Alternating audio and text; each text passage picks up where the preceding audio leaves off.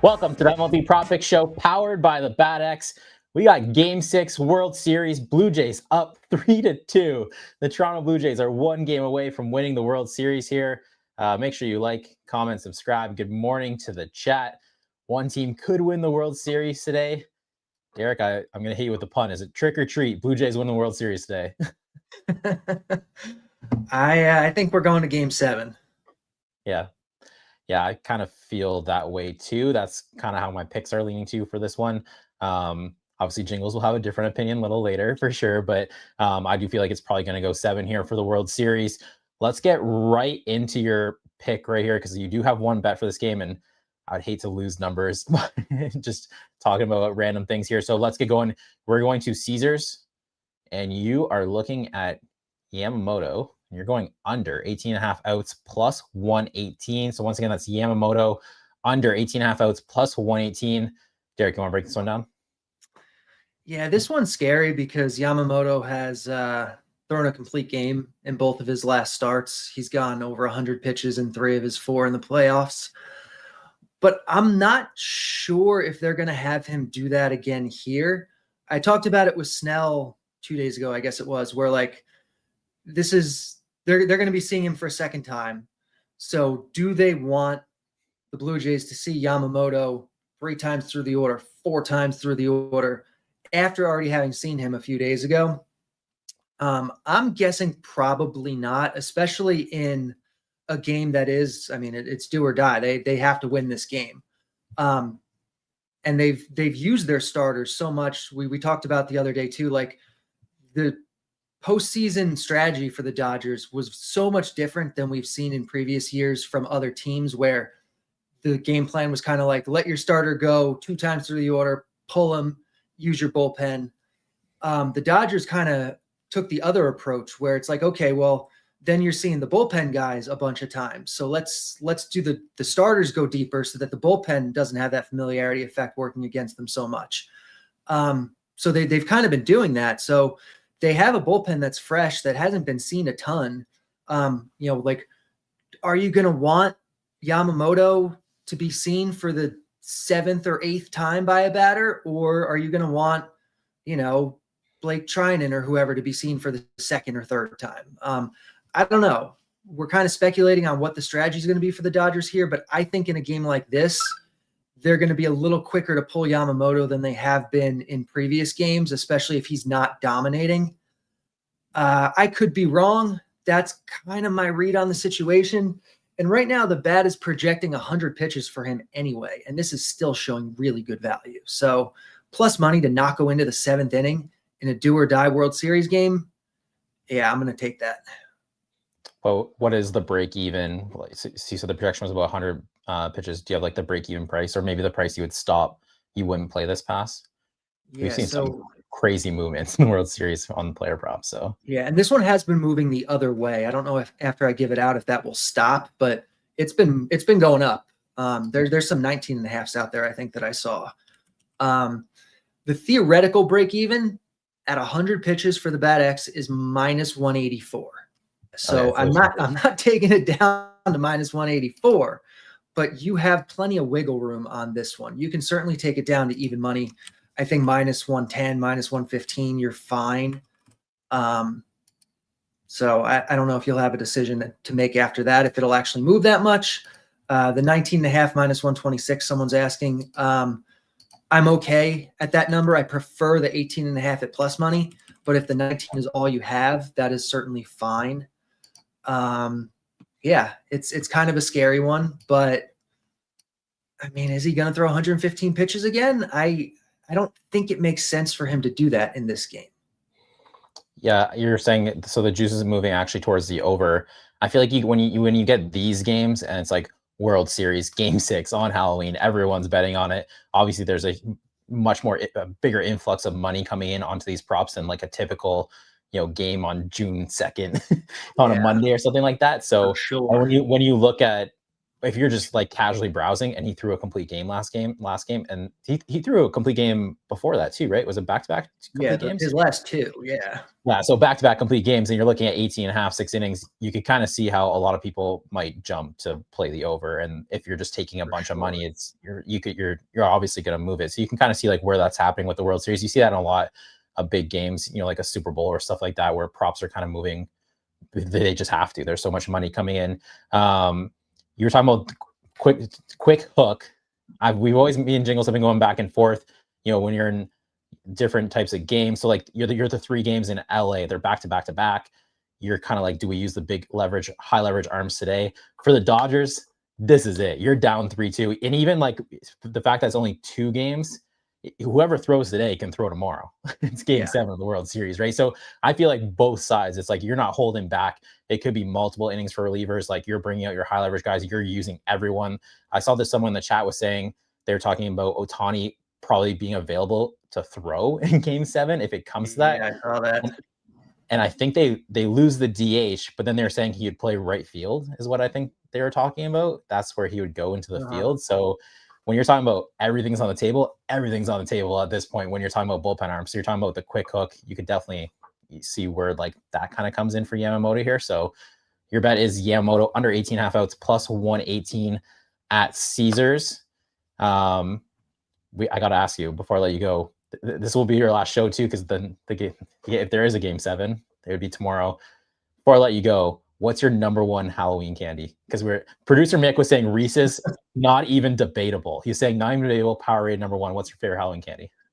Reese's are great, but I usually like a Sour Patch Kids kind of thing, like a sour gummy type of thing, which I guess actually sounds similar to these peaches that you're talking about before the show. But yeah, I think that's probably my number 1 choice.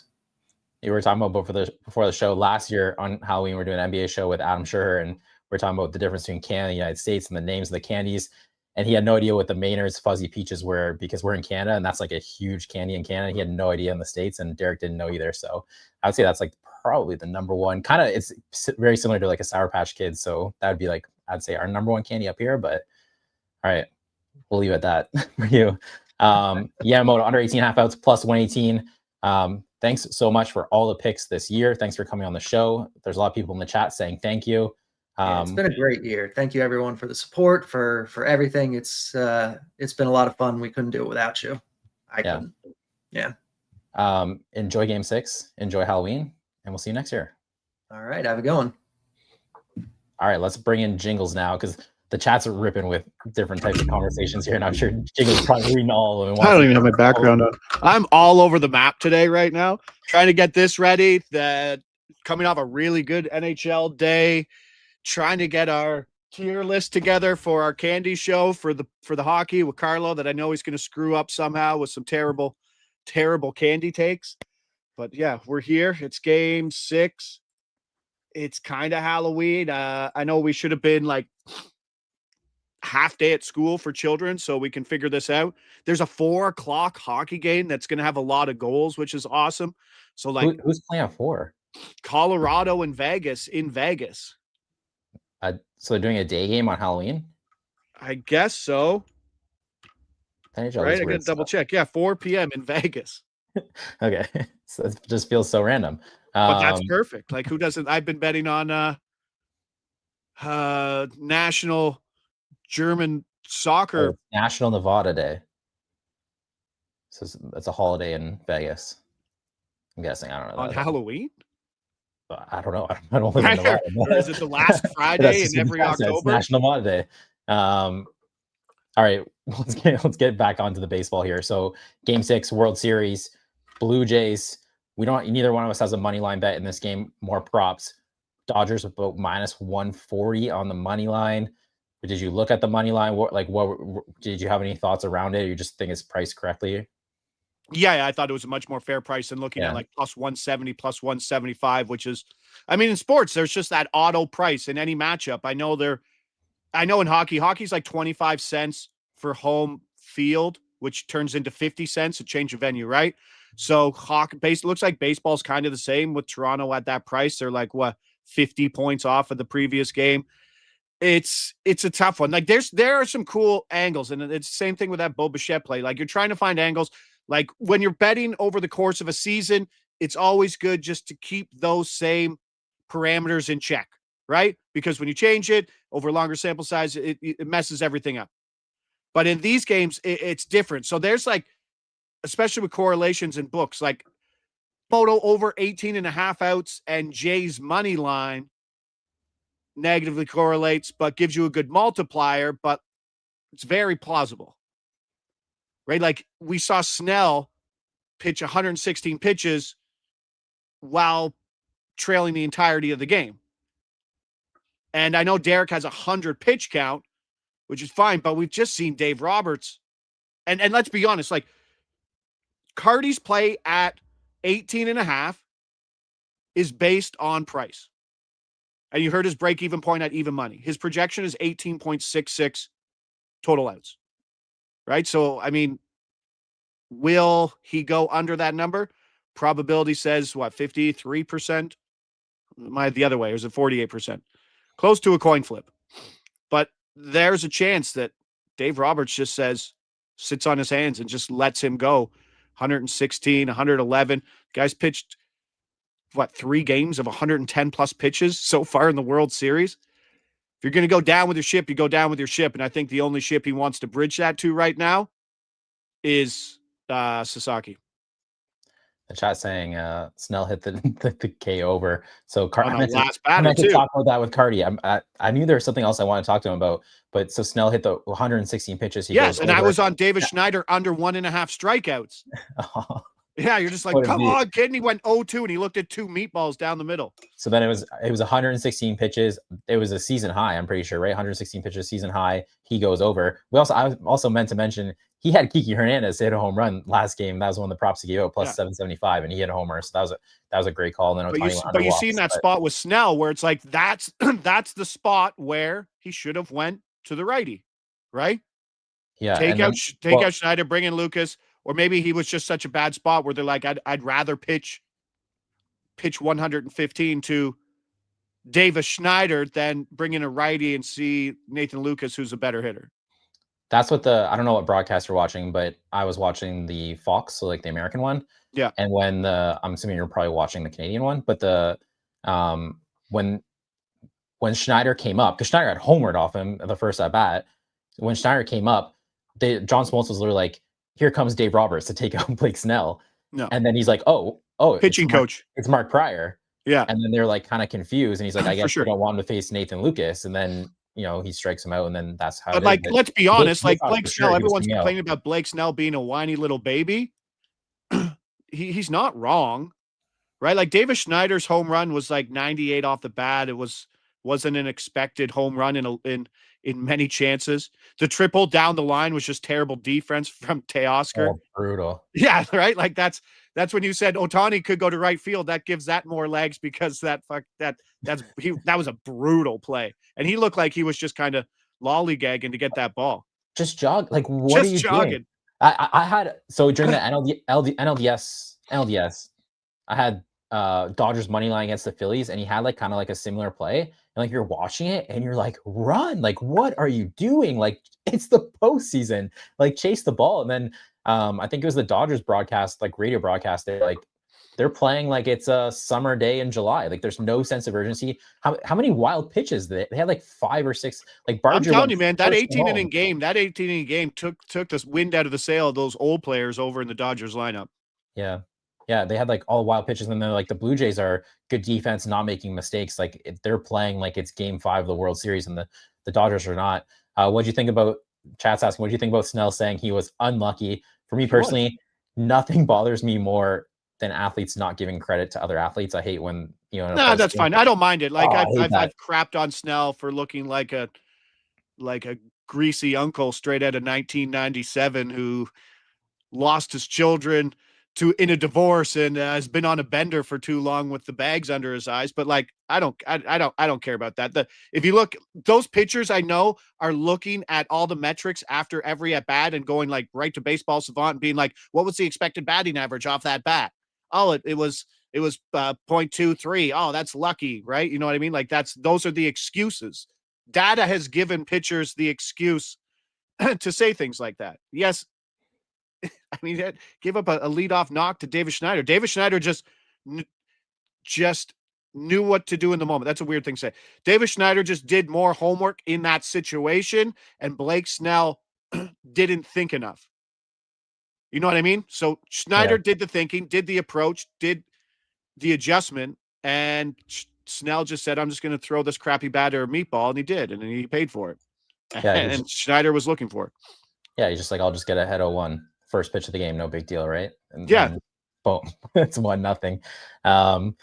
President, good old sportsman. I hate when I personally hate when games end and I love when coaches and like in a post game, they're like, give credit to the other team. They played phenomenal. They beat us. That's always the approach I love to hear in post games. You have to do that because you can't give bulletin board material, right? You have to too. That's the thing, right? It's like that Snell comments could really piss off a really scrappy lineup today, right? If you're Schneider and you're like, hey, look at this, no one still respects you. You're up 3-2 in the World Series, and old baggy eyes here doesn't think you're doing well. Like, let's make him eat these words. You don't. It's, as a professional athlete, you should always do the other one. I've been watching a lot of golf content, and that's what you see around the green. You're like, oh, great roll, great shot off the tee when you're up like 5 strokes. Like, you just like it's almost worse and more patronizing to do it that way than the other way. Yeah, I feel like a lot of times fans too, like they poke the bear, right? That was like in Toronto, didn't they? We don't need you. So they're chanting out Ohtani, and then the next game he has, or 2 games after, he has the 2 homers and stuff. And Ohtani said, yeah, I liked it. And then they ask him about it, and then it becomes a thing. Right. Yeah.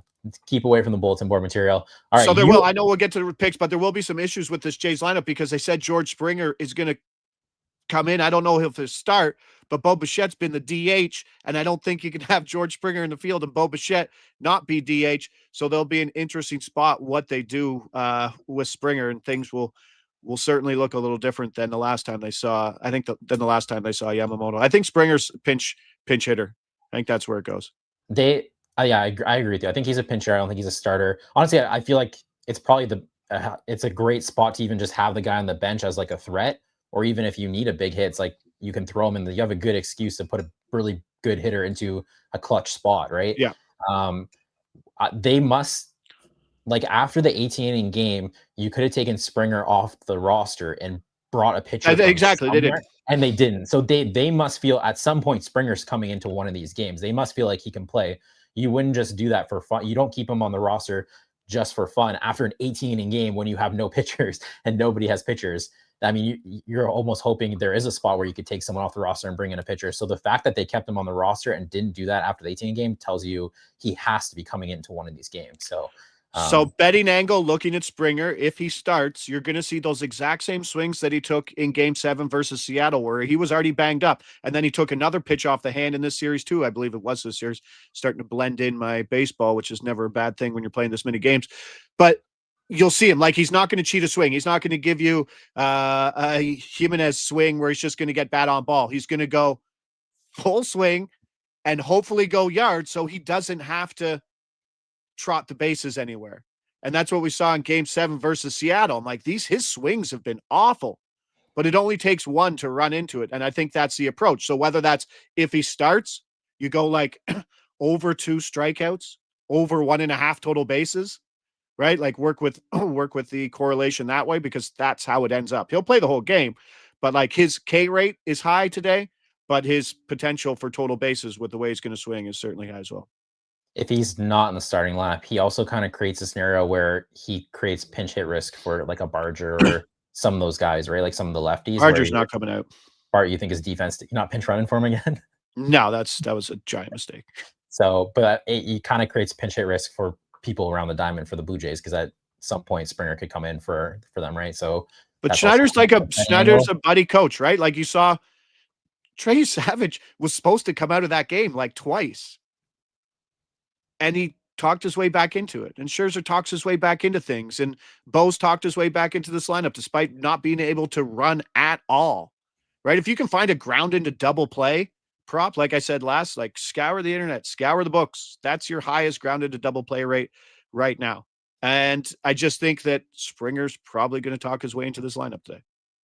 And I'm not against it. Yeah, I could see that. Before we move into the picks here, you're talking about betting angles. For the fifth time. For the 5th time.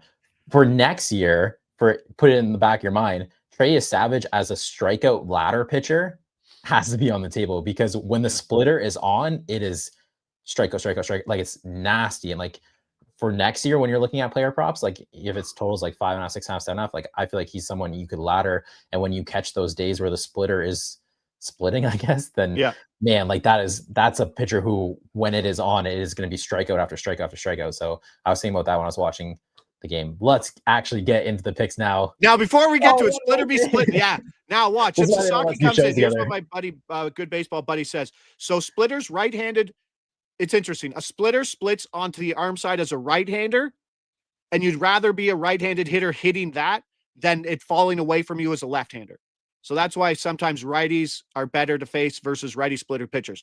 But if Sasaki comes in, he's so weird. His splitter falls glove side, and it's interesting to see. Just something to keep an eye on. And Savage's slider goes the other way because he's so over the top. Super unique pitcher. Now you get to the place. But that was why Tommy Edman was on the right side, and they were talking about that in the broadcast too against Savage, right? Yeah. All right, this is why we only do so many shows together, and they don't let us do too many shows together, because no, like you guys are 45 minutes in the show, you guys haven't given a pick yet, but you've talked about a bunch of betting stuff. You're running back the parlay, the Bo Bichette one. Break it down in case you missed it last episode as well. Better price, but the better price is priced in because the matchups tougher versus Yamamoto, and here it is. And if we get Springer in the top of the order, I think there's more value than there was last time with Davis Schneider hitting the leadoff. Now, all of a sudden, you got George Springer in the leadoff spot, and Bo's hitting out of the 3 spot with Springer and Vladdy in front of him, just knocking an RBI. We've seen him absolutely rope the ball, but he can't run. Yes, you might have to dodge some things, and today's a different day. Today, you might see a spot where they pull him, depending on what they do with the DH, and if he's playing the infield. If he's playing second base, then IKF could come in as a defensive sub after the Jays get up. And if the Jays get up, maybe he's doing some of that damage. But these are the spots that only exist in small sample World Series games where, yes, this looks like the dumbest play ever, but maybe we thread the needle. I'm obviously going back to it. We threaded the needle last game. We had to see that one last at bat, but maybe one good at bat from Bichette, who's hitting the ball well. He had one plate appearance versus Yamamoto in game 2, had the 3rd hardest hit ball in the entire game. So saw him. It was a ground out. Oh no, was it a single or a hit? I don't know. It was a hard hit ball. High expected batting average, but thread the needle again. Why not? Bobby in the chat saying Savage absolutely killed the college coach. Kid I coached in high school was like, the splitter slider combo was unhittable. I feel like if you were facing him in college last year and you struck out a bunch of times, you're probably watching the World Series now, like being like that Shannon Sharp. Oh, there's so many of those guys around. Like if you live in the States, if you live in wherever he's from, just I had one hit off him. I had a hit off him. One of those guys. Look at this guy. He's in the World Series now. 12 strikeouts. All right, I got 2 home run props. Not going to be popular with Blue Jays fans, neither one of them, but I'm going Will Smith to hit a home run. This was plus 546. This was at Pinnacle. That's why the number looks so weird. It's not a flush number. Will Smith, they moved him up to the number 2 hole in the lineup. I like that. I like that for the home run prop, especially because if you're behind Ohtani, he's someone who crushes left-handed pitching. So if they do bring in like a Fluharty to face Ohtani, that would be Will Smith right after him to face the lefty. So I like that. Will Smith's big game did come in Toronto. So you like that, the ballpark, Rogers Center. Obviously, Rogers Center is a really good ballpark for hitting home runs. Will Smith obviously likes it. His biggest game came at Rogers Center, so I like that as well. What really stands out to me here with Will Smith is the relievers. He has really good numbers against Varlin. Dominguez, I think he's 0 for 2, but he has 3 walks, so at least he's kind of seeing him. He has a homer off Varlin. He's 3 for 6. And against Hoffman, he has 2 home runs in multiple at-bats as well. So the high leverage guys for the Blue Jays, and he's sitting right behind Ohtani. So if you're very careful pitching to Ohtani, you're going to have to pitch to someone behind him, which would probably be a Will Smith. So if you have to pitch him, he has good numbers. Gosman, he has good numbers against Gosman as well. I think he homered off him last time. He has a double. He has a couple walks. I think he's 4 for 13. So not the biggest of edges on this price. So that should be about like plus 490.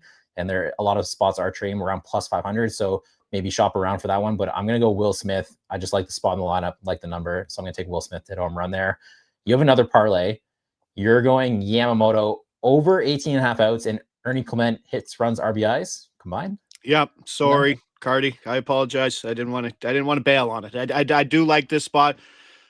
you could get one Ernie hits, but I think it's just I'll take the plus 220. I mean, like Derek said, the line has been moving to the over on the Yamamoto, and it just shows you that Dave Roberts, I know when things are on the table, he might make a move to that bullpen, but unless it's Suzuki, I don't think he trusts anybody right now. And he's just stretched these guys out. Yamamoto, I didn't think Yamamoto was going to be able to pull something off like he did in game 2, coming off another complete game with that usage. Then you saw him jump up in the bullpen. So the guy's amped up. And what I saw was like, I was talking about his splitter. Okay, maybe we've seen a lot of guys hit or miss with that splitter. And you saw Savage. I mean, it's like 50% when that pitch is on, and his splitter wasn't really on, but what was really on was his tertiary stuff in that curveball, which was his third best pitch going into that all season. And it looked nasty. And I mean, he had 4 pitches going, and it's just a spot where 115 pitches isn't unreasonable. So we go the 18 there, and then Ernie's hitting like 230. We keep going 330 in the series. Josh change shots. Let me know in the chat. Thanks there, producer Mick. I think that's maybe the best way to bet Yamamoto over 18.5 outs. Maybe you can go someone up there with Barger on the same thing. Maybe that's a little lower at plus 200. But Ernie's just been seeing him. Ernie saw him well too. He has 7 hits, 4 runs, RBIs through 5 games in the series, hitting 318, 1 for 3 versus Yamamoto with 1 out, coming off a 101 mile per hour hit that had like a 460 expected batting average. So he saw him okay. And I mean, the projection Derek has is 18.66. Yeah, I don't know. It's not a bad play. I'd like to see the lineup. Yeah. What do you think about Yamamoto? It's just going to be so hard to project if he goes 116 pitches. If he goes 116 pitches, you don't want anything to do with that under. It's just too much volume, even for a low strikeout Jays team. And then if you add in Springer to this lineup, who might have some awful at bats, then that really affects the strikeout market, I think, there too. So I would probably lean on the over today, even though I don't know, he kind of didn't he just kind of scrape by on it too in game 2? I think he got it in like the 8th or 9th, didn't he?